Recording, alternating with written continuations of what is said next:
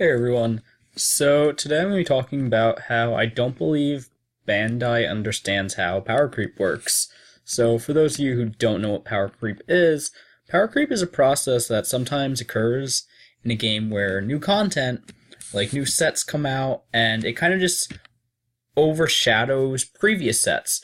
And this leads to players abandoning previous options in favor of the latest or more powerful cards that they can use, and this results in an increase of power throughout the game. So what that means is as the game continues to go on, new cards do come out, yes, but sometimes there's a they release more cards that are more powerful than what you are playing right now, and it causes you to replace these options. And that's not a bad thing. It's just that Bandai doesn't understand how to keep it under control. So what I mean by that is with Crossworlds and the upcoming set, there's just going to be a huge power creep in the game, and Galactic Battle and Union Force really don't hold up now. So I have some really cool information for you guys that just includes all the numbers of what I believe is some of the most important skills in the whole game and abilities. So as I'm going through this list, when I get down to an abilities that will involve drawing cards, I left out super combos and leader cards because those ones are just already given. So to get right into it, I want to talk about cards that have the ability Play It, which is usually where you get to look through your top number of cards and play a certain card out of that, or you get to play a card out of your hand. So Galactic Battle only had 3 cards in the whole set that had the text "Play It" on it, where you just play a card for free. And sometimes cards with the Play It ability can also have a cost. So it's not even given that those cards are just free, it's just that there's an ability where you just play a card from your hand or deck, or possibly even your drop area. So Galactic Battle only had 3 of those, while Union Force and Crossworlds both actually had 11. So that's a huge overshadow from what Galactic Battle had. But Union Force really did hold up to Crossworlds here. But if you look at the cards between those 11 cards from each set, you'll see that Crossworlds definitely has more relevant cards with the Play It text on it. Next up is going to be Critical, which most people do consider the best skill in the whole game. So it's really important to put this card on the list because there's a massive difference here. So Galactic Battle and Union Force had 4 and 2 respectively, while Crossworlds actually had 13 cards with the critical ability on it, which really just shows how Bandai kind of made a lot of overpowered cards and gave a lot of cards the best ability in the whole game, while the last 2 sets had 6 critical cards altogether, which is there's just a huge difference there because 2 sets combined don't even have half the amount of critical cards as 1 set. So next I'm going to talk about cards that draw, and this doesn't count the super combos or leaders, but I did actually take down the numbers for super combos. So to start off, Galactic Battle has 4 cards with the ability to draw, 7 if you include super combos. Next up, Union Force actually has 6, and that one is also 7 if you include a super combo that it got. And finally, Crossworlds has 16 draw cards, 3 including super combos there. So like I said, that doesn't include leader cards there. There's no leader cards counted in that count, but you can really see how Crossworlds really does have a lot of cards where you just play this card and then you get to draw cards for free, there's just a huge difference between that Union Force and Galactic Battle as compared to Crossworlds, where Crossworlds has so many more cards to draw.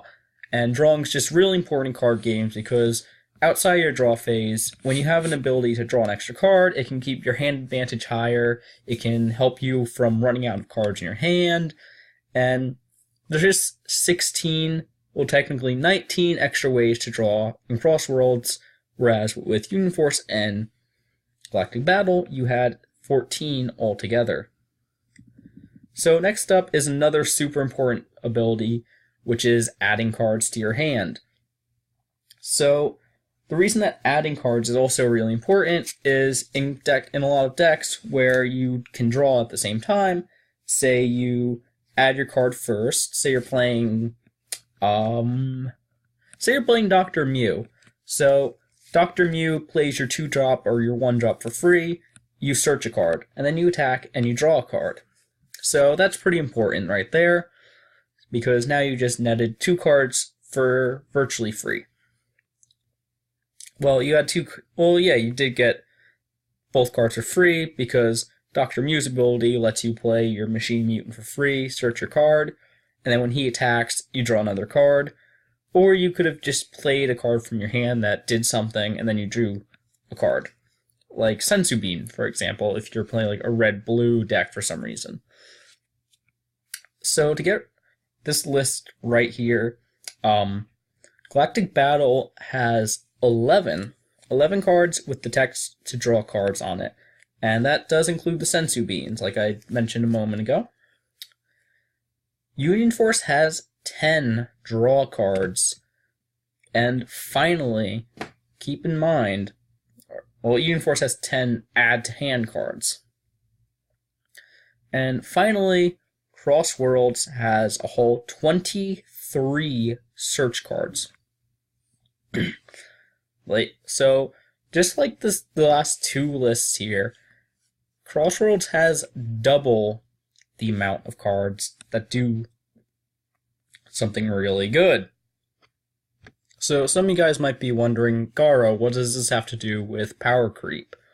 So, what this all has to do with power creep is, for one, if you have this huge pool of cards that do all these amazing things, you're probably not even going to have to look at Galactic Battle or Union Force. And this is how power creep works, because now you have this huge pool that's, one, like I just said, huge. It's bigger than your previous pool of options. And 2, it's newer and possibly more relevant. So what this does is it causes a lot of decks from Union Force and Galactic Battle to just become really bad by comparison, because now you're playing all these new Crossworld cards that just does everything better, just overpowers the last 2 sets entirely. A lot of the time that you're looking through, say you're looking for a deck profile, if you notice that it doesn't include set 3 stuff, and that's before set 3, chances are it's a really bad deck. You can't build a deck anymore without needing basically half of your deck or more to be Crossworld cards, if not a whole Crossworld card deck, which is very well possible, I imagine, to build a deck only using the Crossworlds pool. So that's just what I see about this game. Is it's just been power creeped extremely hard, and it's become very difficult to play anything older or build on top of older concepts, whereas now you basically really need to be using all the Crossworld cards that you can use, and it's just really insane how Crossworlds kind of really messed this whole game up. Bandai really just power creeped the last 2 sets extremely hard out of any kind of relevancy, where like there's a couple cards that you can still play, like the Sensu Bean, where that card's still good, and a handful of other cards, but outside of a handful of cards, it's all Crossworld cards, expansions, and promos. But that's just my opinion on how Bandai does not understand how power creep works. Let me know what you guys think in the comments below. And while you're leaving a comment, make sure to check out the description where you can find the Garo Gaming Twitter, Discord, and Facebook. So check all that stuff out, guys. I'll see you guys next time.